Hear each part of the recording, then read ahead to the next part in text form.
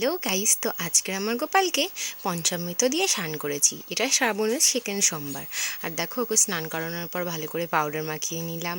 তারপর আমি ওর আরতি করে নিচ্ছি। দেখো, আজকের ওকে বেশ ভালো লাগছে। তারপরে ঠাকুরকে আজ প্রসাদিতে সন্দেশ দিয়েছিলাম। আমি সব জায়গায় আরতি করেছি। আর এই যে গোপালকে খাইয়ে দিচ্ছি নিজের হাতে, প্রথম যেহেতু আমি ওকে খাইয়ে দিই।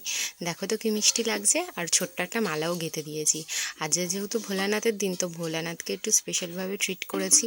ভোলানাথকে খুব সুন্দরভাবে সাজিয়েছি। আর ভোলানাথের জন্য একটা ভালো করে কলকে আকন্দ সাদা ফুল দিয়ে মালাও গেঁথেছি। আর এই হচ্ছে আমার রাধাকৃষ্ণ।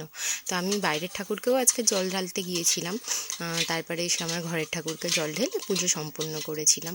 এই যে দেখো, তারপরে আমি তোমাদের দেখাচ্ছি। দেখো, এই আমার গোটা সিংহাসন। বাবা ভোলানাথকেও দেখে নাও, এতই ছোট দেখা যায় না। আর এই হচ্ছে আমাদের বাইরের শিবলিঙ্গ প্রতিষ্ঠিত বাবা, যেখানে আমি আজকেরও সোমবার জল ঢেলে দিয়ে এসেছিলাম। আগের সোমবারও। ভিডিওটা ভালো লাগলে লাইক করো, টাটা।